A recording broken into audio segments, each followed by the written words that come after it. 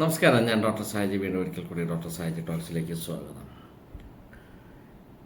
Blood പ്രഷറിനെ കുറിച്ച് ചില കാര്യങ്ങൾ, അതായത് പലപ്പോഴും നമുക്ക് BP ഉള്ളവരിൽ പറഞ്ഞു കേട്ടിട്ടുള്ളതാണ്, എത്ര കൃത്യമായ കാര്യങ്ങൾ മരുന്ന് കഴിച്ചിരുന്നാലോ അല്ലെങ്കിൽ ആ പഥ്യം നോക്കിയിരുന്നാൽ പോലും പ്രഷർ കുറയുന്നില്ല, BP കുറയുന്നതേ ഇല്ല എന്നുള്ള ചില അവസരങ്ങൾ നമ്മൾ കണ്ടുമുട്ടാറുണ്ട്. സത്യത്തിൽ പ്രമേഹത്തിലും ഇത്തരം ചില പരാതികൾ കേൾക്കാറുണ്ട്. അത് കാരണം തീർച്ചയായും നമ്മൾ ഭക്ഷണ നിയന്ത്രണത്തിനോടൊപ്പം മരുന്നിനോടൊപ്പം തന്നെ ഭക്ഷണ നിയന്ത്രണവും അതുപോലുള്ള തരത്തിലുള്ള ഇൻസുലിൻ റെസിസ്റ്റൻസ് പോലുള്ള അവസ്ഥകൾ തടയാനായിട്ടുള്ള തരത്തിൽ ഉള്ള എക്സസൈസും, ഇതിനു മുമ്പ് ഒരു വീഡിയോയിൽ ചെയ്തിരുന്നത് പോലെ എല്ലുകളുടെ ആരോഗ്യം, ആവശ്യത്തിനുള്ള ഉറക്കമൊക്കെ തന്നെ നമ്മുടെ പ്രഷറിനെ അല്ലെങ്കിൽ നമ്മുടെ പ്രമേഹത്തെ നിയന്ത്രിക്കാൻ സഹായിക്കുന്നു എന്നതുപോലെ തന്നെയാണ് പ്രഷറിൻ്റെ കാര്യങ്ങൾ. പലപ്പോഴും പ്രഷർ കുറയുന്നില്ല.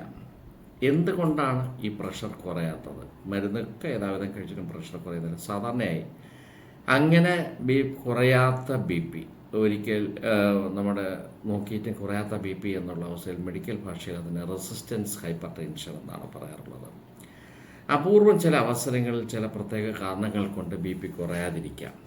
എന്താണ് ഇതിന് കാരണം? സാധാരണ ഒരു പ്രാഥമികമായി വരണ ഒരു പ്രൈമറി ഹൈപ്പർ ടെൻഷൻ എന്ന് പറയുന്ന ഒരവസ്ഥയിൽ നമ്മൾ മരുന്ന് കഴിച്ച് കുറയണം. എന്നാൽ ചില അവസരങ്ങളിൽ ഒരു സെക്കൻഡറി ഹൈപ്പർ ടെൻഷൻ എന്ന് പറയുന്ന അവസ്ഥ, അതായത് ഏതെങ്കിലും ഒരു രോഗത്തിന് അനുബന്ധമായി വരുന്ന രോഗമാണ് എങ്കിൽ, ചുരുക്കത്തിൽ ഒരു വ്യക്തിക്ക് ഹൃദ്രോഗമോ അല്ലെങ്കിൽ കിഡ്നി സംബന്ധമായ തകരാറുകളോ അല്ലെങ്കിൽ ലിവർ സംബന്ധമായ എന്തെങ്കിലും പ്രശ്നമുണ്ട് എങ്കിൽ തീർച്ചയായും ആ വ്യക്തിക്ക് പ്രഷറിൻ്റെ ഒരവസ്ഥ ഇത് കാണാറുണ്ട്. അതെന്തുകൊണ്ട് കാണുന്നു വെച്ച് കഴിഞ്ഞാൽ, അതുകൊണ്ട് പ്രഷർ ഉണ്ടാകുന്ന, ആ രോഗം കാരണമായി ഉണ്ടാകുന്ന പ്രഷറുണ്ട്. അപ്പോൾ ആ രോഗം നിയന്ത്രണ വിധേയമല്ല എങ്കിൽ തീർച്ചയായും അതിന് BP കുറയാൻ യാതൊരുവിധ നിർവാഹവുമില്ല എന്നുള്ളതാണ് നമുക്ക് പറയാനുള്ളത്. അതിനകത്ത് ഞാൻ നേരത്തെ പറഞ്ഞതുപോലെ തന്നെ പ്രധാനമായും വൃക്ക സംബന്ധമായ ചില പ്രശ്നങ്ങൾ. വൃക്ക സംബന്ധമായ പ്രശ്നങ്ങൾ നമുക്ക് തീർച്ചയായും അറിയാം. വൃക്കയാണ് ശരിക്കും ശരീരത്തിൻ്റെ കരൾ പോലെ തന്നെ ഒരു ശുചീകരണ പ്രക്രിയ നടത്തുന്നതെന്നും ആവശ്യത്തിനുള്ള വൃക്കയുടെ അരിപ്പുകളിങ്ങനെ അരിച്ചരിച്ചരിച്ച് ശരീരത്തിൽ നിന്ന് മാലിന്യങ്ങൾ പുറന്തള്ളുമ്പോൾ അതിൽ നിന്നും ആവശ്യമായിട്ടുള്ള ഘടകങ്ങൾ വീണ്ടും അബ്സോർവ് ചെയ്യുന്നു, അതിനെ വീണ്ടും പുറന്തള്ളാൻ ശ്രമിക്കുന്നു, വീണ്ടും റീ അബ്സോർവ് ചെയ്യുന്നു എന്ന് പറയുന്ന അതിനൂതനമായ ഒരു സങ്കീർണമായ ഒരു പ്രക്രിയയിൽ കൂടി നടന്നു പോകുന്ന ഒരു സംവിധാനമാണ് നമുക്കറിയാം.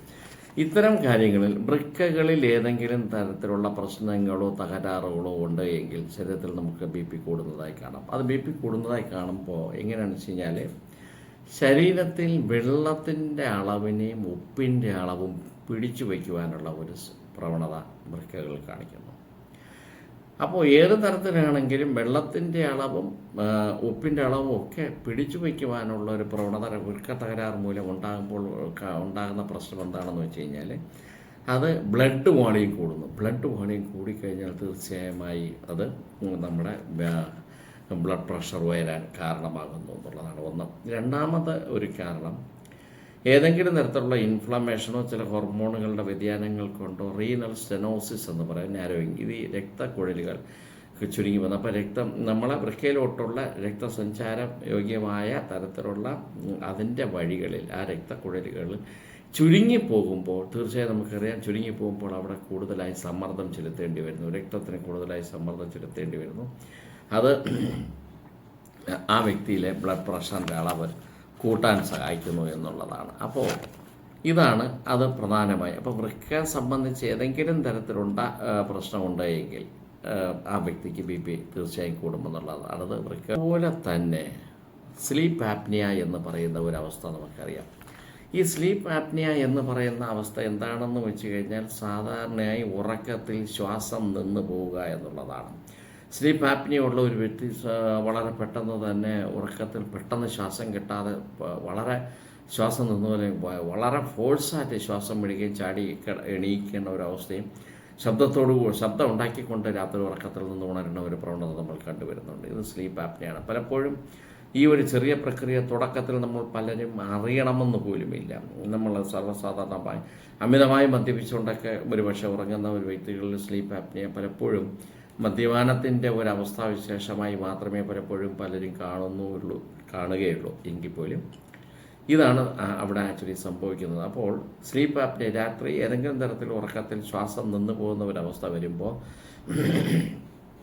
ശരീരം ഒരു അലാറം സിഗ്നൽ, ഒരു ഒരു മുൻകരുതലിൻ്റെ ഒരു സിഗ്നൽ ഉണ്ടാക്കുമ്പോൾ തന്നെ നമ്മുടെ എന്ത് പറയും, നമ്മുടെ ഈ സ്ട്രെസ് ഹോർമോൺസ് കാര്യങ്ങൾ, ഫ്ലൈറ്റ് ഓർ ഫൈറ്റ് മെക്കാനിസം എന്ന പോലെ സ്ട്രെസ് ഹോർമോൺസ് വളരെയധികം കൂടുന്നു എന്നുള്ളതാണ്. ആ സ്ട്രെസ് ഹോർമോൺസ് കൂടുതലായി കൂടി വരുമ്പോൾ അത് ഒരു ആങ്സൈറ്റി ഉണ്ടാക്കുമ്പോൾ സാധാരണ അത് നമ്മളുടെ പ്രഷർ കൂടാൻ സഹായിക്കുന്നുള്ളതാണ്. തുടർച്ചയായി ഇങ്ങനെ ഈ സ്ലീപ്പ് ആപ്നിയ, ഉറക്കത്തിൽ ശ്വാസതടസ്സം വരിക, ഇതിന് ശരിക്കും വ്യക്തമായ ചില പരിശോധനകൾ വഴി നമുക്കിത് ഉണ്ടോ ഇല്ല എന്നുള്ളത് തിരിച്ചറിയാൻ പറ്റുന്നതാണെങ്കിലും പോലും അത്തരം ചില സ്ലീപ്പ് ആപ്നിയ സാധാരണ നൈറ്റ് ഡിപ്പിക്കുന്നതാണ് പറയാറുള്ളത്.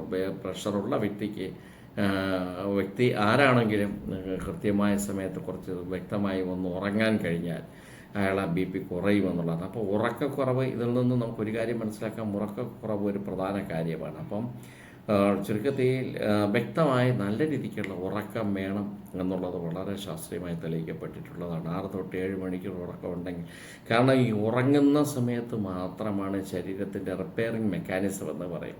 ഈവൻ ക്യാൻസർ കോശങ്ങൾ പോലും ഒരു പരിധിവരെ റിപ്പയർ ചെയ്യപ്പെടുന്ന, അല്ലെങ്കിൽ ഏത് രോഗവും പരിഹരിക്കപ്പെടാവുന്ന, അല്ല എങ്കിൽ നമ്മുടെ ഇമ്മ്യൂണിറ്റിയെ തന്നെ ഒരളവ് വരെ കൂട്ടുവാൻ സഹായിക്കുന്ന ഏറ്റവും പരമപ്രധാനമായ ഒരു സംഭവമാണ് ഉറക്കമെന്നുള്ളത്. അപ്പോൾ അതുകൊണ്ട് തന്നെ ഉറക്കത്തിൽ വ്യക്തവും നല്ല ശക്തവും നല്ല രീതിക്കുള്ള ഉറക്കം തീർച്ചയായും ഈ പറയുന്ന അവസ്ഥയെല്ലാം, ഈവൻ ഞാൻ ഇതിനുമുമ്പ് ഒരു വീഡിയോ ചെയ്തിരുന്നാൽ ഒട്ടും തീരെ കുറയാത്ത പ്രമേഹത്തിന് പലപ്പോഴും ഒരു കാരണമായി പറയുന്നത് കൃത്യമായ ഉറക്കമില്ലായ്മയാണ്. ആ ഉറക്കം എപ്പോഴെങ്കിലും ഏതെങ്കിലും സമയത്തിൽ ബാലൻസ് ചെയ്ത് കിട്ടുക എന്നുള്ളതല്ല, അത് വ്യക്തമായ ഒരു നിശ്ചിത സമയത്ത് കിടന്ന് നമുക്ക് ആവശ്യത്തിനുള്ള ഉറക്കം ഒരു പ്രത്യേക സമയം വരെ കിട്ടുക എന്നുള്ളതാണ്. ഒരു 6 മണിക്കൂറെങ്കിലും ശരാശരി ഒരു മനുഷ്യനെ പ്രത്യേകിച്ച് ഉറക്കം കിട്ടുമെന്നുണ്ടെങ്കിൽ ഇത് പ്രശ്നം കുറയുമെന്നുള്ളതാണ്. അപ്പോൾ ഞാൻ പറഞ്ഞു വന്നത് ഹോർമോൺ വ്യത്യാസങ്ങൾ, നമ്മളെ വൃക്കകൾ സംബന്ധമായ രോഗത്തിൻ്റെ പ്രശ്നം സ്ലീപ്പ് ആപ്നിയ എന്ന് പറഞ്ഞു. പിന്നെ നമ്മുടെ അഡ്രിനൽ ഗ്രന്ഥിയിലുണ്ടാകുന്ന ചില തരത്തിലുള്ള പ്രശ്നങ്ങൾ, അതുപോലെ തന്നെ കിഡ്നി സംബന്ധമെന്ന് പറയുമ്പോൾ ഞാൻ പറഞ്ഞു സ്ട്രെസ് ഹോർമോൺസിൻ്റെ അതായത് കോർട്ടിസോൾ, ഏതെങ്കിലും തരത്തിൽ ശരീരത്തിന് ടെൻഷനോ സ്ട്രെസ്സോ വന്നു കഴിയുമ്പോൾ ശരീരത്തിൽ കോർട്ടിസോളിൻ്റെ അളവ് കൂടുന്നു. കോർട്ടിസോളിൻ്റെ അളവ് തീർച്ചയായും കൂടിക്കഴിഞ്ഞാൽ അത് ഇൻഫ്ലമേഷൻ എന്ന് പറയുന്ന ഒരു പ്രക്രിയ ഉണ്ടാക്കുന്നു. അതൊക്കെ തന്നെ നമ്മുടെ രക്തക്കുഴലുകളെയും ബാക്കിയുള്ള നാരോയിങ് ആയിട്ട് ഇത് കുറയ്ക്കുവാൻ സഹായിക്കുന്നു എന്നുള്ളതാണ്. അതിന് ഏറ്റവും വലിയ ഉദാഹരണമാണ്, നമുക്ക് ഒരു പരിധി വരെ BP ഒട്ടുമില്ലാത്ത ഒരു വ്യക്തിയിൽ നമുക്ക് പലപ്പോഴും നമുക്കറിയാം, ഒരു പക്ഷേ ആ വ്യക്തി ഏതെങ്കിലും തരത്തിലുള്ള ഒരു പെട്ടെന്നുള്ള ഒരു പ്രശ്നത്തിന് അഭിമുഖീകരിക്കുകയാണ്. ഒരു പക്ഷേ അതൊരു ആക്സിഡൻറ്റോ ഒരു ഒടിവോ ചതവോ ആയിക്കൊണ്ടിരിക്കട്ടെ, ഇന്നലെ വരെ ആ വ്യക്തിക്ക് BP ഇല്ല, എന്തെങ്കിലും ഒരു ഫ്രാക്ചർ പോലെ ഒരു പ്രശ്നം വന്ന് ഒരു ഡോക്ടറെ സമീപിക്കുമ്പോൾ നമ്മൾ പരിശോധനയിൽ നിന്ന് അറിയാൻ കഴിയുന്നത് ആ വ്യക്തിക്ക് പ്രഷർ ഉണ്ടെന്നാണ്. ഒരു സർജിക്കൽ ഇൻ്റർവെൻഷൻ ആവശ്യമായ കേസായിരിക്കാം. പക്ഷേ അവിടെ നമ്മൾ നോക്കുമ്പോൾ വ്യക്തിക്ക് BP ഉണ്ട് എന്നുള്ളതാണ്. അപ്പോൾ രോഗി തീർച്ചയായും പറയാറുണ്ട്, ഇന്നലെ വരെ എനിക്ക് BP ഇല്ല, ഞാൻ ഇത്രയും കാലം BPയുടെ മരുന്നേ കഴിച്ചിട്ടില്ല എന്നുള്ളതാണ്. ഇവിടെയും സ്ട്രെസ്സിൻ്റെ ഒരു പ്രധാന പങ്ക് നമുക്ക് പറയാനുണ്ട്. ഇതിനെ നമ്മൾ സാധാരണയായി വിളിക്കുന്നത് വൈറ്റ് കോട്ട് സിൻഡ്രം എന്നാണ്. കാരണം പലപ്പോഴും ഡോക്ടർമാർ വെള്ള കോട്ടിട്ടിരിക്കണമെന്നുള്ളതാണ് പറയാറുള്ളത്. അപ്പോൾ അത്തരം ഒരു കാര്യങ്ങളിൽ ഒരു രോഗി ഡോക്ടറുടെ ചാമ്പറിൽ എത്തുമ്പോൾ തന്നെ ഈ വെള്ള കോട്ട് കാണുമ്പോൾ തന്നെ അവൻ്റെ ഹൃദയമിടിപ്പ് കൂടുന്നു, അവനുള്ള ആങ്സൈറ്റി കൂടുന്നു, എനിക്ക് BP ഉണ്ടായിരിക്കുമോ, BP കൂടിയിരിക്കുമോ എന്നുള്ള പലതരത്തിലുള്ള ചിന്തകൾ കൊണ്ട് അവൻ്റെ ഈ ഇത് കൂടി വരുമ്പോൾ പിന്നെ അവനിൽ ആങ്സൈറ്റി കൂടുന്നു. ഞാൻ നേരത്തെ പറഞ്ഞ പോലെ ഒരു ഫൈറ്റ് ഓർ ഫ്ലൈറ്റ് മെക്കാനിസം എന്ന് പറയുന്നത് പോലെ ഒരവസ്ഥയിൽ അവൻ്റെ ആങ്സൈറ്റി കൂടുന്നു. ആ ആങ്സൈറ്റി കൂടുന്നതിൻ്റെ ഫലമായി കോർട്ടിസോൾ പോലുള്ള ചില ഹോർമോണുകൾ രക്തത്തിൽ കൂടുതലായി കലരുന്നു. അത് ഇൻഫ്ലമേഷൻ പ്രോസസ്സ് കൂടുന്നു, അത് അവൻ്റെ BPയെ ത്വരിതപ്പെടുത്തുന്നു എന്നുള്ളതാണ്. അപ്പോൾ നമ്മൾ വ്യക്തമായി മനസ്സിലാക്കാനുള്ളത്, ഏത് തരത്തിലുള്ള സ്ട്രെസ്സും എൻ്റെ BPയെക്കുറിച്ചുള്ള ഏത് രോഗത്തിനെക്കുറിച്ചുള്ള അമിതമായ ചിന്തയും BP വളരെയധികം കൂട്ടും എന്നുള്ളതാണ് നമുക്ക് മനസ്സിലാക്കാൻ കഴിഞ്ഞത്. ഞാൻ നേരത്തെ പറഞ്ഞതുപോലെ വൃക്ക സംബന്ധമായ പ്രശ്നമാണെങ്കിൽ ചില ഹോർമോണുകൾ ചില സംബന്ധമാണെങ്കിൽ ചില തലച്ചോറിലോ അല്ലെങ്കിൽ ഏതെങ്കിലും തരത്തിലുള്ള ഗ്രന്ഥികളിലുണ്ടാകുന്ന പിറ്റ്യൂട്ടറിയിലൊക്കെ ഉണ്ടാകുന്ന ചില ട്യൂമർ ഗ്രോത്ത് അങ്ങനെയുള്ള കാര്യങ്ങൾ കുഷിംഗ് സിൻഡ്രംസ് എന്നൊക്കെ പറയുമ്പോൾ ഒരുപാട് അവസ്ഥകളിൽ സാധാരണ നമ്മൾ നോക്കുമ്പോൾ എന്ത് ചെയ്തിട്ട് ബി പി കുറയാത്ത അവസ്ഥയാണെങ്കിൽ ഇത്തരം ചില കാര്യങ്ങൾ കൂടെ നമ്മളത് ശ്രദ്ധിക്കപ്പെടണമെന്നുള്ളതാണ്. എങ്കിൽ പോലും ഞാൻ പല പല കാരണങ്ങൾ മെഡിക്കൽ ശാസ്ത്രമനുസരിച്ച് നമുക്ക് ഒരുപാട് പറയാൻ കാരണമുണ്ടെങ്കിലും വളരെ സ്പെസിഫിക് ആയിട്ടുള്ള ചില വ്യായാമ മുറകൾ നമുക്ക് തീർച്ചയായും ഈ ബി പി കുറയ്ക്കുവാൻ സഹായിക്കുന്നു എന്നുള്ള ഒരു കാര്യം ഇപ്പോൾ പ്രൂവ് ചെയ്തിട്ടുണ്ട്. ആ വ്യായാമ മുറകളിൽ പലതരത്തിലുള്ള വ്യായാമങ്ങൾ നമ്മൾ ചെയ്യുമ്പോഴും നമ്മൾ കാർഡിയാക് എക്സസൈസ്, കാർഡിയാക് വർക്കൗട്ട്, ഇങ്ങനെ പലതരത്തിലുള്ള വർക്കൗട്ടുകൾ ചെയ്യുമ്പോഴും ഇപ്പോൾ ഞാനിതാ ഈ കാണിക്കുന്ന തരത്തിൽ ഇതിനകത്ത് കാണിച്ചിട്ടുള്ള തരത്തിൽ ഇപ്പോൾ കാണിക്കുന്ന ഈ തരത്തിലുള്ള ഈ വ്യായാമങ്ങൾ തീർച്ചയായും ഇത് ബി പി കുറയ്ക്കുവാൻ സഹായിക്കുന്ന വ്യായാമ മുറകളായി തന്നെയാണ് കണ്ടുവരുന്നത്. ഈ പ്രത്യേക പൊസിഷനിലുള്ള എക്സസൈസുകൾ നമ്മുടെ ബി പി കുറയ്ക്കുവാൻ സഹായിക്കുന്നു എന്നുള്ളത് വളരെ ആധികാരികമായിട്ട് കാലത്ത് ശാസ്ത്രീയമായി തെളിയിക്കപ്പെട്ടിട്ടുള്ളതാണ്.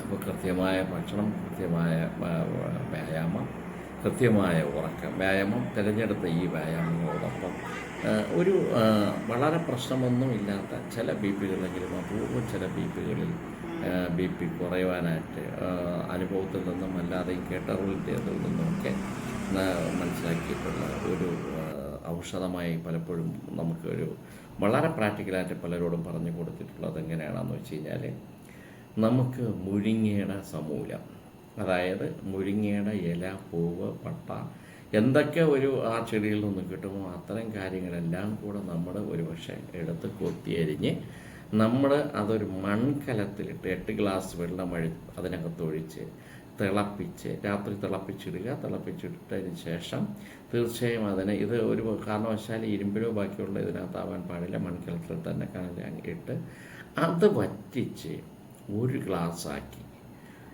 ഇട്ട് ആ 8 ഗ്ലാസ് വെള്ളം ഇത് സമൂലം ഇത് ചേർത്തതിന് ശേഷം അതിനെ തിളപ്പിച്ച് വറ്റിച്ച് 1 ഗ്ലാസ്സാക്കി ആഴ്ചയിൽ 2 ദിവസം വെറും വയറ്റിൽ കുടിക്കാൻ കഴിഞ്ഞാൽ പല കാരണങ്ങൾ കൊണ്ടായിരിക്കും, തീർച്ചയായും അയണിൻ്റെയൊക്കെ നമുക്ക് ഒരുപാട് അതിൽ കൊണ്ടുള്ള നേട്ടം ഉണ്ടാകുന്നുണ്ട്. ശരീരത്തിൽ ഇരുമ്പിൻ്റെ അംശം കുറവുണ്ടെങ്കിൽ അതിനൊക്കെയുള്ള കാര്യങ്ങൾ നമുക്ക് കിട്ടുന്നുണ്ട്. ഹീമോഗ്ലോബിൻ കൊണ്ട് കൂട്ടാനും ഒക്കെ നമുക്ക് സഹായിക്കുന്നതിനോടൊപ്പം വളരെ ആധികാരികമായി നമുക്ക് മനസ്സിലാവുന്ന തരത്തിലുള്ള ഒരു കാര്യമാണ് ഇത് കുറയ്ക്കുവാൻ സഹായിക്കുന്നു എന്നുള്ളതാണ്. ഇത് ഇപ്പോൾ ഒരു സാഹചര്യത്തിൽ ഇതിങ്ങനെ പറയുന്നതെന്നേ ഉള്ളൂ. തീർച്ചയായും നിങ്ങൾക്കിത് പരീക്ഷിക്കാമെന്നുള്ളതാണ്. എന്നിട്ട് ഞാൻ ഈ പറഞ്ഞ തരത്തിലുള്ള എക്സസൈസുകൾ കൂടി നിങ്ങൾ പരീക്ഷിക്കുക. കുറയാത്ത ബി പി പലപ്പോഴും ഈ കാരണം മനസ്സിലാക്കി കഴിഞ്ഞാൽ, അല്ലെങ്കിൽ ഇത്തരം എക്സസൈസും ഇതും കൂടെ ചെയ്ത് കഴിഞ്ഞാൽ കുറയുന്നതായി തീർച്ചയായും നിങ്ങൾക്ക് ബോധ്യപ്പെടുമെന്നുള്ളതാണ് എൻ്റെ വിശ്വാസം. മറ്റൊരു വീഡിയോയുമായി മറ്റൊരു അവസരത്തിൽ വരാം. നന്ദി, നമസ്കാരം, താങ്ക് യു.